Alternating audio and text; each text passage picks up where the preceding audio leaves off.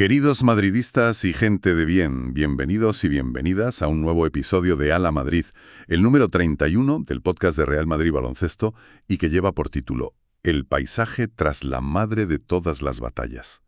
Qué alegría saludar de nuevo a mi analista de cabecera.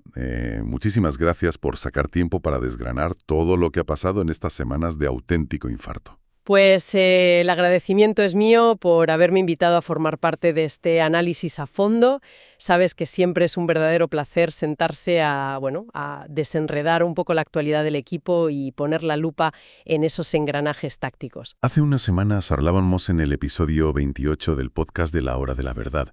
El equipo entraba en el último tercio de la fase regular de la Euroleague con un objetivo claro y estratégico: terminar entre los 4 primeros para asegurar la ventaja de campo en los playoffs de cuartos de final.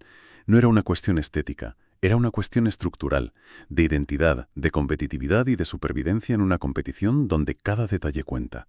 El calendario no concedía tregua: 3 salidas consecutivas, dudas a domicilio y después 3 partidos en casa sin margen de error. El último de ellos, ante Valencia Basket, lo bautizamos como la madre de todas las batallas.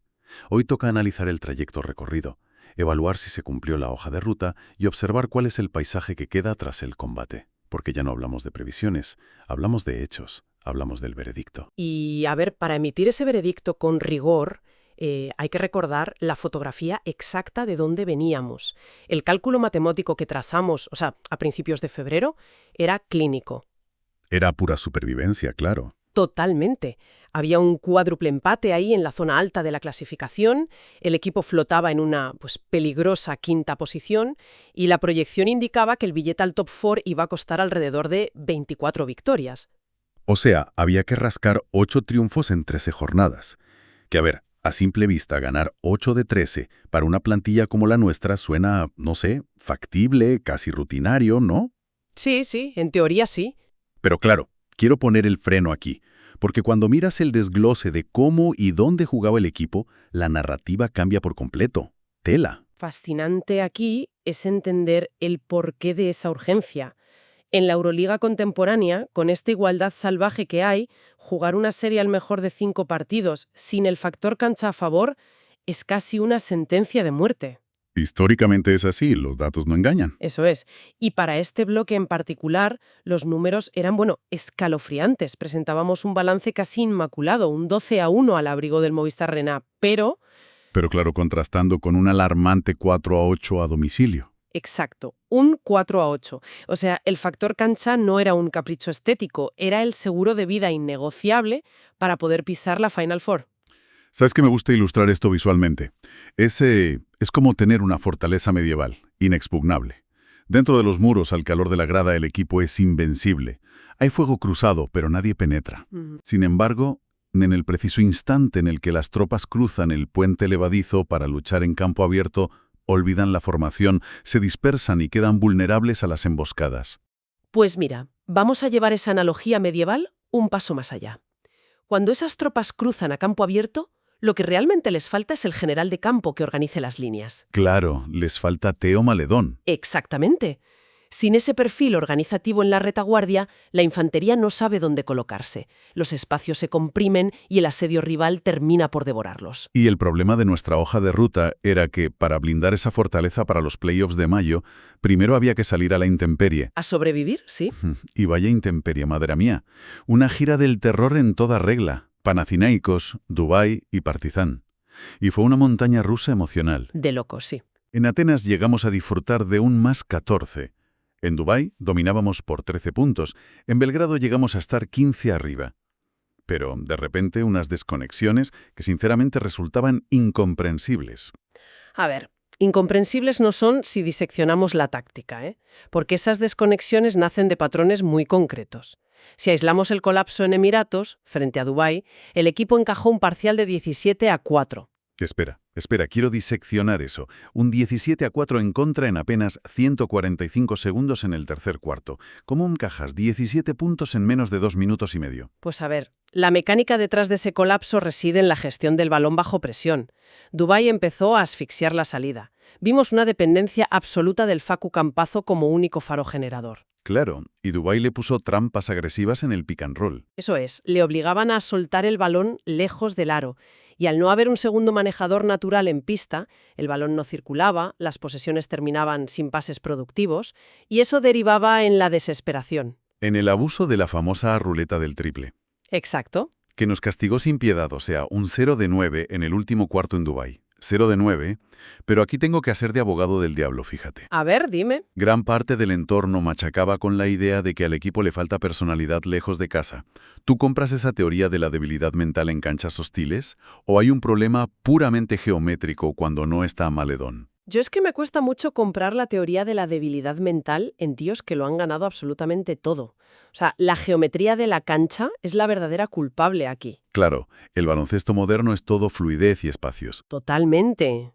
Piensa que de los últimos 24 MVPs de la Final Four, casi todos son bases o escoltas que generan ventajas desde el bote. Cuando Maledón estuvo de baja, Campazzo se quedó en una isla. Claro, si la defensa lo ahogaba a él, o si simplemente el hombre necesitaba sentarse a respirar, la estructura ofensiva implosionaba. Sin Maledón, el equipo no tenía esa red de seguridad para gestionar el reloj y facilitaba las remontadas vertiginosas del rival. Y eso explica el tiro letal de Jerian Grant en Atenas tras nuestro error en el balance. Pero luego vamos a Belgrado, al Stark Arena, olla a presión, y casi regalamos un +15, con un parcial en contra de 16-2. Sí, pero ahí sí que se activó la red de seguridad, ¿eh? Exacto. Volvió Deck, volvió Maledón, y vimos ese triple agónico de Andrés Feliz a 39 segundos del final para ganar de 4. Es que ese triunfo en Serbia cortó una potencial sangría de 3 derrotas que habría sido catastrófica. Pero fíjate, el verdadero punto de inflexión no fue sobrevivir en Belgrado, sino lo que pasó al volver al Palacio. El reseteo táctico. Madre mía. Recibimos al Bayern y les pasamos por encima. 93-70. Pero a mí lo que me rompió los esquemas fueron las 28 asistencias. El balón volaba, literalmente. Volaba.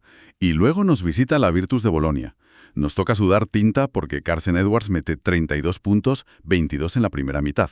Daba la sensación de que iba a meter hasta las zapatillas. Y aún así el equipo se agarró a la pista y ganó. 92-84. ¿Qué interruptor se pulsó en el descanso contra la Virtus? Pues mira, se pulsó el nacimiento de lo que yo defino como el baloncesto industrial. Para frenar a un anotador en ebullición como Edwards, Scariolo tuvo que archivar su famoso Excel de minutos. A ver, aclaremos esto para quienes nos escuchan. Ese Excel es la costumbre de Scariolo de rotar jugadores basándose en un minutaje preestablecido, ¿no? Independientemente de si alguien está enchufado o no. Eso es. En el minuto 6 del cuarto, cambio programado. Pero ante la Virtus, Scariolo rompió el Excel. Pura adaptabilidad. Le dio protagonismo a los especialistas defensivos. Exacto. Metió a Chuma y le dio a Andrés Feliz la misión exclusiva, o sea, de secar a Carsen Edwards, navegando los bloqueos por arriba, usando el cuerpo para expulsarle de sus zonas de confort. Y funcionó. Este baloncesto industrial renuncia a las florituras y prioriza el rebote, minimizar pérdidas y jugar ataques largos. Y vaya, ese mono de trabajo era la armadura idónea para el examen definitivo. La madre de todas las batallas. Exacto. El duelo a tumba abierta contra Valencia Basket. Valencia llegaba segundo, nosotros cuartos. No solo había que ganar, había que recuperar el basket average de 13 puntos. Que para quien no lo tenga fresco, recuperar 13 puntos a un rival directo es, a efectos prácticos, conseguir una victoria doble en caso de empate a final de temporada. Una misión titánica. Y la respuesta fue, bueno, una clase magistral de pizarra durante los 40 minutos, 96-79. Dejaron al mejor ataque de Europa, que promediaba 91 puntos, en solo 79. Pero hay un dato que es escandaloso, ¿eh? Las 25 asistencias por tan solo 5 pérdidas de balón. Quiero detenerme ahí porque un ratio de 5 asistencias por pérdida es una barbaridad. Pero te pregunto, ¿fue clarividencia ofensiva nuestra o es que la presión asfixiante del Valencia brilló por su ausencia? Que va, Valencia presionó. Pedro Martínez no negocia eso jamás. La diferencia estuvo en la velocidad de ejecución y en el uso del pase al primer toque. En lugar de que Facu votara 15 veces contra 2 defensores. Exacto. Usaron a Eddy Tavares en el poste alto como válvula de escape. En cuanto Valencia saltaba al 2 contra 1, el balón iba al centro y de ahí a la esquina para el tirador liberado. Claro, cortocircuitaron la defensa con pases milimétricos. Fue un festival en el Palacio. Imposible olvidar ese taponazo estratosférico de Tavares que acaba en alley-oop del Facu para Mario Gezoña. Espectacular. Y la mística de ver a Sergio Llull clavando su triple número 700 en la Euroliga, y luego el 701 seguido. Esonja fue el estilete con 16 puntos, sí, pero el andamiaje fue el esfuerzo en la sombra. Lyles fajándose, Deck barriendo la zona. Y fíjate, lo que certifica la madurez del equipo fue su respuesta ante la adversidad arbitral. El tercer cuarto. Esa falta de 3 tiros que le pitaron a Troy Lyles y la técnica Scariolo. Sí, sí, sí. Un mes antes, en canchas como Dubái, esa secuencia nos habría desconectado del partido completamente. Habríamos entrado en pánico. Totalmente. Pero aquí la maquinaria industrial siguió operando. Se remangaron, continuaron con la defensa de Tavares, dominaron el rebote capturando 47 frente a los 29 del Valencia. Y ejecutaron tan bien que enjugaron los 13 puntos de desventaja con esa traca final de 4 triples sin fallo de Deck, Lyles, Campazzo y Yul. ¡Qué locura de final! Y bueno, esa resiliencia nos sitúa en un momento fascinante, porque el humo se disipa, miramos la clasificación y somos terceros con 20 victorias y 11 derrotas. Empatados con Olympiacos y Valencia, sí. Y con un colchón providencial de 3 victorias sobre el Hapoel Tel Aviv, que es quinto. Es una panorámica inmejorable, la verdad. Pero, a ver, la estadística general sigue mostrando esa dualidad abrumadora de Mr. Hyde. 15-1 en casa y 5-10 fuera. El eterno Dr. Jekyll y Mr. Hyde. Una dicotomía muy real. Sin embargo, analizando las dinámicas, hay motivos para el optimismo. Esta versión errática a domicilio puede ser domesticada con este nuevo bloque industrial. Sobre todo con la mejor versión intimidadora de Tavares, el trabajo oscuro de Deck y Okeke y la dinamita de Gesonja. Los picos de forma están confluyendo en el momento exacto, fíjate. Sí, creo que hemos dejado atrás el baloncesto de fuegos artificiales de octubre, donde metíamos 100 puntos, y ahora somos una maquinaria procesadora, fría, el baloncesto que gana campeonatos en mayo. Pero, ¿puede este sistema sobrevivir a una noche donde los triples no entren? Categóricamente sí, porque la defensa y el rebote siempre viajan en el equipaje.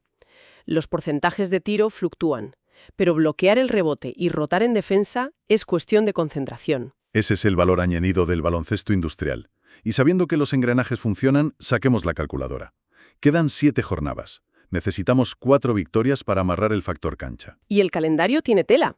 Empezamos con una visita muy áspera a la pista del Zalgiris Kaunas, que están luchando por el play-in a muerte. Y allí el contacto físico roza el límite siempre. Luego, 2 finales en casa. Hapoel Tel Aviv para vengar la derrota por un punto de la ida, y el Efes, que está en caída libre. Esas 2 en el Palacio hay que ganarlas sí o sí, sin contemplaciones. Obligatoriedad máxima, porque luego asoma una gira a domicilio que da un vértigo terrible. Baskonia, Olympiacos y Fenerbahce. 3 de las canchas más hostiles del continente. Y cerramos en casa contra el Estrella Roja. Es un campo de minas, ¿eh? Pero la clave es la anticipación. Si el equipo aterriza en esa gira con los deberes hechos en casa, la presión baja muchísimo. Claro, si mantenemos el fortín del Movistar Arena y competimos fuera con la solidez que vimos ante el Valencia, el top 4 es muy probable. Y encima tenemos el Basket Average ganado a Valencia, Mónaco y Barcelona, que es oro puro. Un botín incalculable para deshacer empates, la verdad. Después de semanas de máxima exigencia, el balance invita a una lectura matizada pero firme. El equipo ha respondido en el momento señalado, ha entendido el contexto, ha protegido su territorio y ha competido con la tensión adecuada cuando el calendario apretaba. No ha sido un camino perfecto, pero sí suficientemente sólido como para mantener intacto el objetivo. La madre de todas las batallas no era el final del trayecto, sino una prueba de carácter. Y el Real Madrid ha demostrado que cuando la exigencia aumenta, también lo hace su nivel competitivo. Quedan jornadas por disputar, quedan ajustes por afinar, pero el rumbo está marcado. La misión no está completada, está encarrilada. Y en esta Euroliga eso ya es mucho decir. Madridistas y gente de bien, nos escuchamos en el próximo episodio. A la Madrid. Si todo este esfuerzo titánico gira en torno a asegurar la ventaja de campo porque el equipo sufre a domicilio, es inevitable preguntarse si se alcanza el gran objetivo y el equipo planta pie en la Final Four, donde no hay ventajas de campo ni gradas del Movistar Arena que te protejan, ¿será este baloncesto industrial suficiente para conquistar Europa en territorio neutral? Es una incógnita apasionante.